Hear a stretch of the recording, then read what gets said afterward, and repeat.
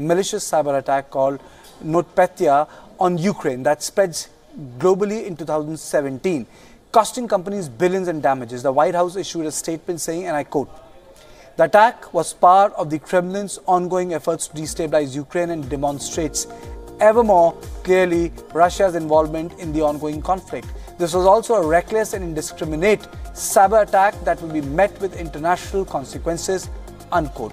Now, Britain, while blaming Moscow, said that Russia was ripping up the rulebook. It publicly accused Russia and said that the UK and its allies will not tolerate malicious cyber activity. Russia, on the other hand, denies being behind the attack and has called the claims as Russophobic.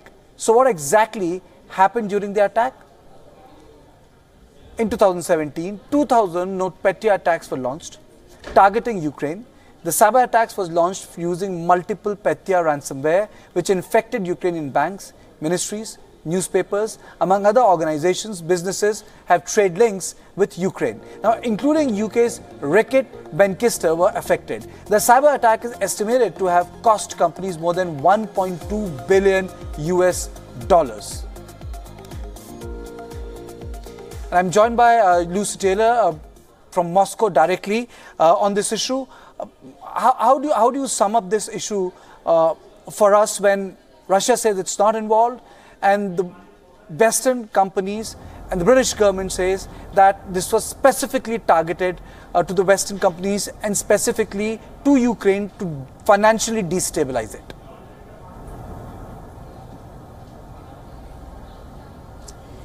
Yes, well, there's certainly been a step up in the rhetoric, hasn't there, between the US and Russia. The statement you just read there with the US saying that the Russian military was being reckless and would face international consequences. Russia absolutely denies being involved in this cyber attack. We've had a number of different comments and reactions over the week from this. The presidential spokesman called it groundless, said it was an example of Russophobia from the Western world, whereas the head of one of the committees in the lower house of the Russian parliament has responded today directly to these accusations, saying that these accusations had no proof, they were empty, they were groundless, there was no serious base to them, and saying that the presumption of guilt on the part of Russia was absurd.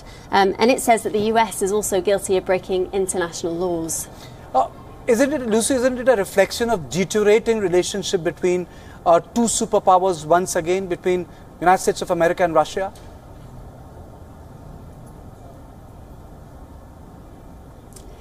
Yes, well, I think it is a case of that. Although, of course, the White House has always been less strong in its allegations against Russia. President Trump has previously said that he is not sure or doesn't believe that that Russia is behind attacks, particularly meddling in the US elections and cyber attacks such as this one.